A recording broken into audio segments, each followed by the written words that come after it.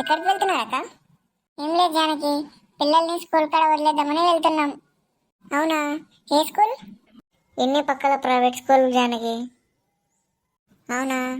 ఏం పేరు చిన్న నీ పేరు? నా పేరు కృష్ణ. ఇగో వన్ పేరు రాజు చూడు. నా పేరు నువ్వేం చెప్తున్నావురా? నేను చెప్తా కదా నా పేరు, నన్ను అడిగితే నీ పేరు నువ్వు చెప్పుకో. ఏమైందిరా పేరు చెప్తే? అయ్యో, ఏమైంది చిన్న? పేరు చెప్తే అంత కోపమా? నీ పేరు చెప్తేనంత కోపమా? నువ్వు మీ నాన్నలాగా అయినా కొడుక, కోపం మీకే ఉంది అనుకుంటారు. అన్నే కొడతా ఎప్పుడు చూసినా. ఆగు, నీ పేరు నాయనకి చెప్తా నేను. అరే కృష్ణ, రాజు పేరు రాజు చెప్తాడు కదా, నువ్వేమో చెప్తావు? నీ పేరు చెప్పాలి, గమ్ము ఉండాలి. అది కాదు మమ్మీ, మళ్ళీ వాను కూడా అడుగుతుంది కదా ఎట్లా అని ముందే చెప్పినా నేను. సర్లే రాజు, ఏడవకు, ఎందుకు ఏడుస్తున్నావు? సర్లే జానకి, స్కూల్ టైం అవుతుంది, పిల్లల్ని వదిలేసి వచ్చిన తర్వాత మాట్లాడదాం. ఈ వంట చేసిన తర్వాత మిగిలిన అంట్లన్నీ తోమాలి, మళ్ళీ బట్టలు ఉతకాలి. ఈరోజు అయితే నాకు చాలా పని ఉంది. వీటికి పెయ్యి అంతా ఎట్లనో ఉంది, అడిచిపోయినట్టు. జనకి, ఏం చేస్తున్నావే? ఏం లేదయ్యా, వంట చేస్తున్నా. అవునమ్మా, జర చాయ్ పెట్టుకరా, ఆడ బయట కూకుంటా, నేను తీసుకురా. అలాగే అత్తయ్య గారు.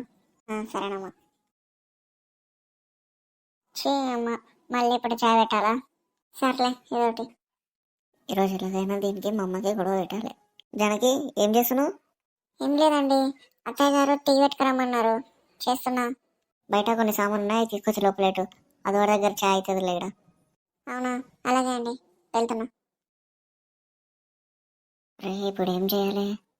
ఈ చాయలో కొంచెం ఉప్పు వేస్తా, అప్పుడు మా అమ్మ తాగిన తర్వాత దీన్ని తిడుతూనే ఉంటుంది. ఏమండి, సామాన్ లోపల పెట్టాను. అవునా? సరే సరే, ఇంకా చాయ్ చూసుకో.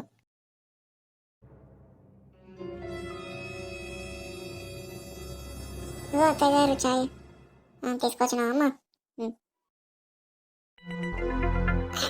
చాలా అంత ఉప్పేసినావు, ఉప్పు ఉంది. ఏం చేసినావు నువ్వు? అత్తయ్య గారు, నేనేం చేయాలంటే నేను కరెక్ట్ చేసిన అంత ఉప్పు ఎందుకు ఎత్తు నేను? నేంటే అబద్ధం చెప్తున్నానా? చూడేదా, అంత ఉప్పు ఉంది, కావాలని ఉప్పు వేసుకొచ్చినా ఏమి? లేదు అత్తయ్య గారు, నిజం చెప్తున్నా, నేను అన్ని చక్కెర జాపత్తనే వేసిన, నేను ఉప్పు ఎందుకు ఎత్తు? అట్లయితే నువ్వు అన్ని కరెక్ట్ వేస్తే నేను కావాలని ఉప్పు వేసిన చెప్తున్నానా? నువ్వే తాగి చూడు. అయ్యో అత్తయ్య గారు, ఉప్పు ఎలా వచ్చిందో నాకు తెలియదండి, నేను నిజం చెప్తున్నా. ఉప్పు అంత కదే చాలా వచ్చి పడ్డదా? ఎవరు వేయండి? ఏమో అత్తయ్య గారు, తెలీదు, ఎవరు చేయలేదు, నేనే చేసిన ఎవరు రాలేదు. నీకు పేమబ్బు, ఏది ఎట్లుంటది, ఏది చక్కెర, ఏది ఉప్పు అని ఏది తెలియదు. ఊకే పేమబ్బులు వేసినావు అయితే. నీకంతా ఫోన్ మీద చింత, వంట చేద్దాము అది చేద్దామని ఏం లేదు, ఎట్లా ఏం చేస్తుందని. ఎట్లా పడితే అట్లా చేస్తున్నావు, తీసుకుని వచ్చి ఏది పడితే అది అవుతారు అనుకుంటున్నావు. ఏమైందమ్మా? చూడరాని పెండ్లం చేసిన పని, చాలు ఉప్పేసుకొని తీసుకుని వచ్చింది నా దగ్గరికి తాగని. ఏం జానకి, ఏమైంది? చాలు ఉప్పేసి తీసుకొచ్చినావా?